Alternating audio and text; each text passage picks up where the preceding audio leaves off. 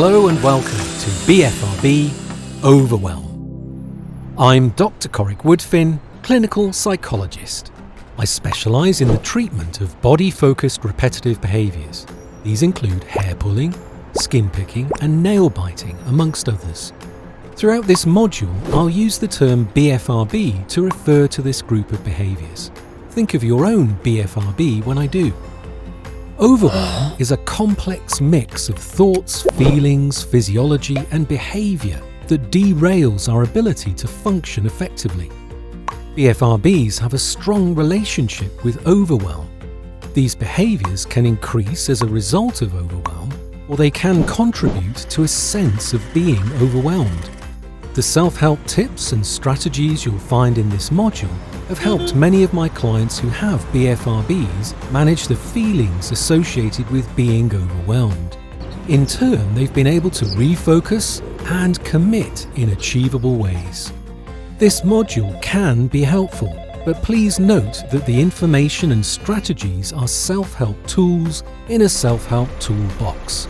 If you're struggling with BFRBs, please consider consulting with a licensed or registered psychologist in your area. There's also a wealth of information and support available within the BFRB community. This Overwhelm module has two parts. In part 1, we'll explore what it means to be overwhelmed, and I'll introduce the first tool in my BFRB toolbox, BFRB Unwind, which uses breathing and progressive muscle relaxation to reduce the experience of overwhelm. You can download BFRB Unwind in the Show More section below.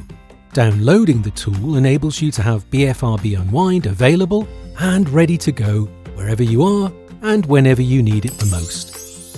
In part 2 of this module, we'll explore how to approach overwhelm, and I'll explain the rationale for the steps in my second BFRB tool, BFRB Refocus. You can complete part 1 of this module in one sitting or during multiple visits. Please feel free to pause the video when you like and return to it when you're able.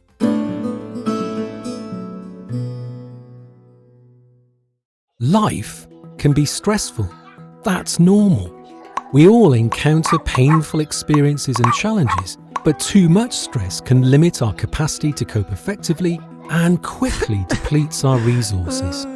So how do we know when we're reaching the limits of effective coping? Well, as much as our emotions can be positive, they can also be negative too. And it's these negative emotions that are often the red flags in life, the indicators that we might have a problem or difficulty. Strong emotions not only impact our feelings, but they influence the way we think, our physical selves, and the way we behave too. When the intensity of this multifaceted experience reaches a certain level, our thinking changes, our feelings become intense but less distinct, and our bodies prepare to react to whatever threat comes our way. This change in our psychological and physical state is often what's experienced as overwhelm. Both short and long duration overwhelm can impact our self-esteem, self-care, our relationships, our ability to think rationally, emotional management, sleep, and our general activities of daily living. Indeed, everything we do. While there may be many factors or stressors contributing to a state of overwhelm, it can also be difficult to work out why we're overwhelmed, because we're overwhelmed. BFRBs are often integral to the process of sustaining, increasing, or reducing overwhelm. To further develop our understanding of the relationship between BFRBs and overwhelm, it's useful to consider the Comprehensive Behaviour Model, or COMB, developed by Charles Mansueto and colleagues, presented in the book Overcoming Body-Focused Repetitive Behaviours. In the COMB model, BFRBs are conceptualized through 5 modalities, represented by the acronym SCAMP. These are sensory, cognitive, affective, motor, and place. There's often a complex relationship between these factors. For example, all 5 of a person's physical senses, in addition to how they think, feel, position their body, Their physical location and other environmental cues not only reinforce and/or set the conditions for a BFRB, but also contribute to the likelihood of an episode and its duration.